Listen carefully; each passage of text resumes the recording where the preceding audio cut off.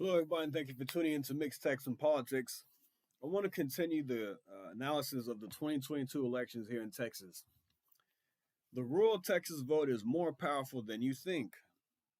Let's check this out from the Dallas Morning News. I'm going to read some of this article here. The difference in Texas politics is the rural vote. In a state like Illinois, Pennsylvania, or New York, the big city vote is the end all be all. To win statewide in Illinois, one must win Chicago, its surrounding counties, and a few other counties to capture victory. A map of its 2020 presidential vote easily shows that. The same rule applies to Pennsylvania and New York. In those states, the rural vote is not strong enough to overcome the urban vote. Unlike those states, however, Texas' rural vote is more powerful. And this is what I was talking about in my last video, and I will break this down here. How it's more impactful in Texas and why we will keep this state red because of rural Texas. According to 2022 election data, the Panhandle to the Concord, I hope I'm saying that right, Valley, West Texas has roughly 1 million voters. About half the rural vote comes from west of I-35. Add that to the registered voters in Central, East, and South Texas. That equates to roughly 2 million voters in rural Texas. Readers may wonder why that matters. There are more voters in metros and suburbs than West Texas. There has been a speculation that Dallas County, with its star power and resources, could boost Democrats statewide.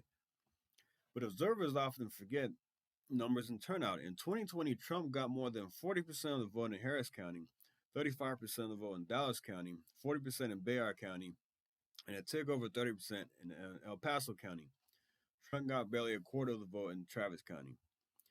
It was the rural vote that carried him, and also getting 30 to 40% of the vote in the metro. That's key. As I said before.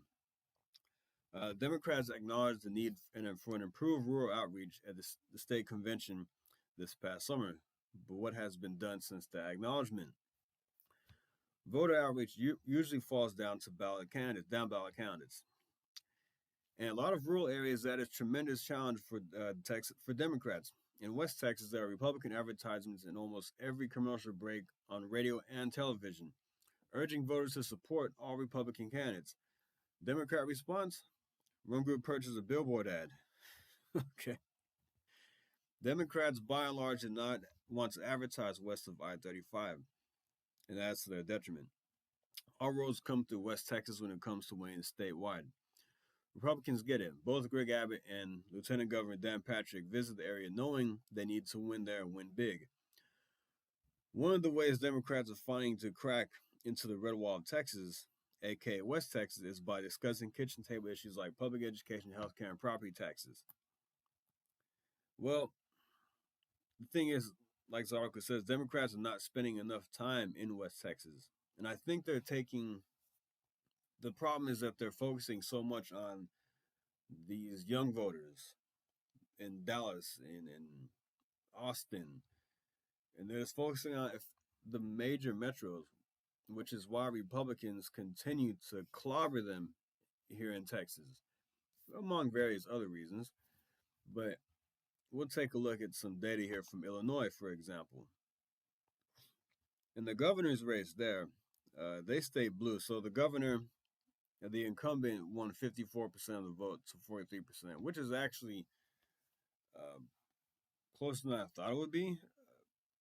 That's not terrible for the Republicans to get 43% of the vote in Illinois. But if you take a look at what happened in Cook County, this is where Democrats win.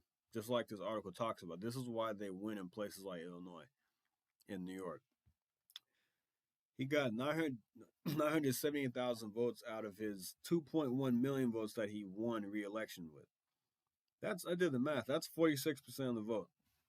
He got 46% of the vote in one county. 46% of his votes that he got were in one county. After that, it was pretty easy.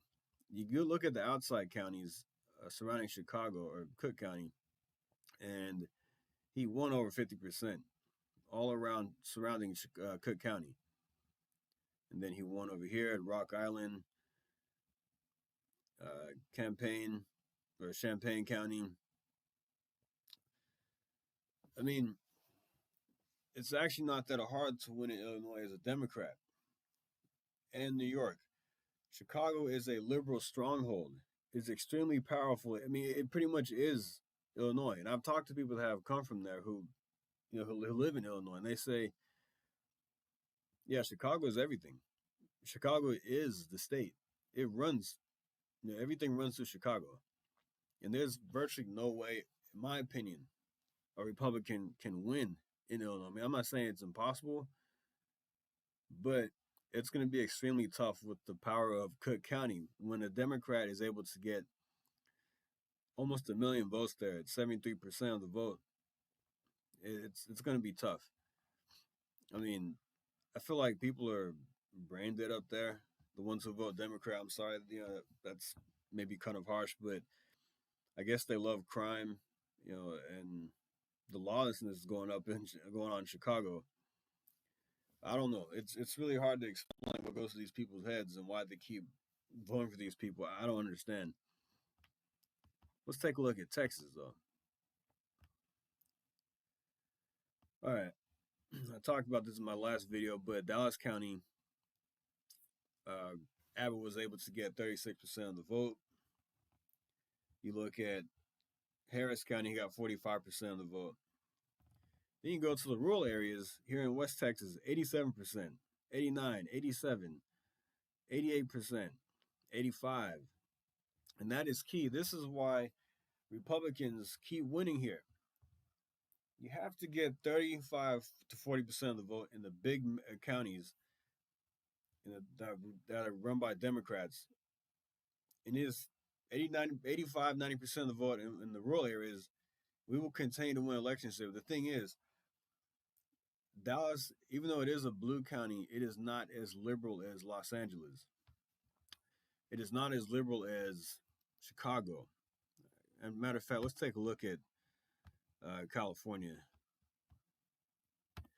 Yeah, I'm on NBC. I know they're liberal, but they have a good map here, and I think it's very useful. All right, Gavin Newsom won 58% of the vote. Los Angeles County, he got 65%. That's actually lower than I thought it would be. Okay. Sacramento, almost 57% of the vote. Down in San Diego, he won there. But see, California is so populated. These metro areas are so populated in California.